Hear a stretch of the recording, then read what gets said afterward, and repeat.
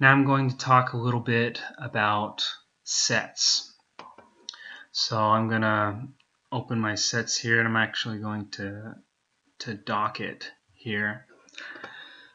So sets work for things that are selected. And so if, for instance, I wanted to select just, if I hold down Control and select multiple things, I want to select just these 4 windows, not the 5th one. And I wanted to save that selection for some reason. So I can come here and just save the selection under my sets and call it, special windows.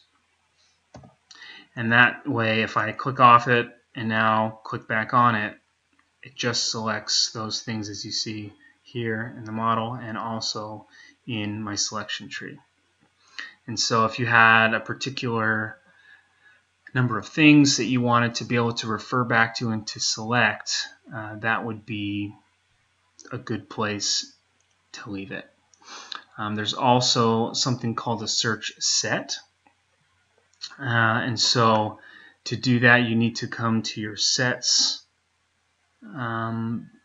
function, which is up here. Here's the find items. So there's the sets. We want to go to the find items, which I have docked here to the bottom, and I'm going to pin it. And so we're going to make a search set instead of a selection set. And the difference is a search set is an active search. And so every time you click on the search set, it's going to run and actively look for your criteria, as opposed to a selection set where it says these are the exact 4 items that are selected in this model. So for instance, I'll show you a search set. So I'm going to select the model that I want to search in, and then category. I'm going to make this a little bigger. Category, I'm going to look at the item, name, and it contains a value of wall. Okay, and I don't want to match case, and everything else is okay for now. And so I come here.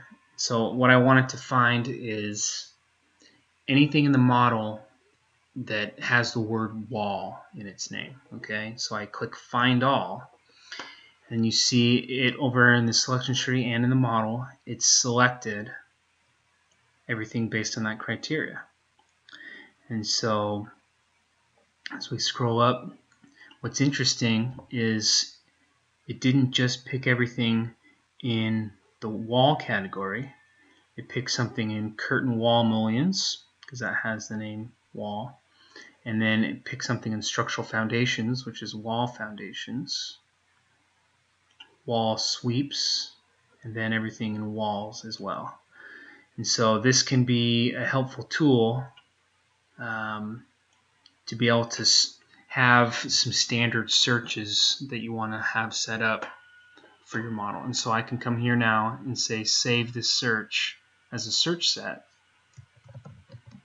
And now if I come back, unselect everything, and I just want to run this search again, I hit my search set right here, and it's going to select that. So where this comes in handy is I can export my search sets.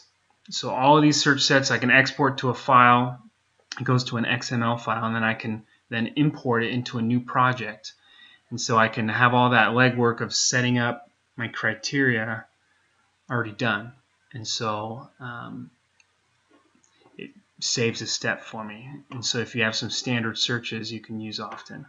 And so you can also add multiple levels of criteria here. So you can have that it's a wall, and then we'll say here you can click on one of these walls and we can look at the property information and see what we want to really delve into. So I can say I want to find all walls that are above 15 feet, for instance.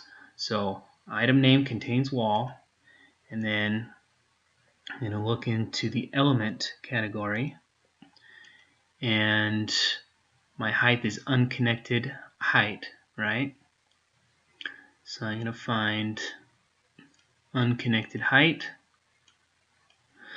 and I'm going to say is greater than 15.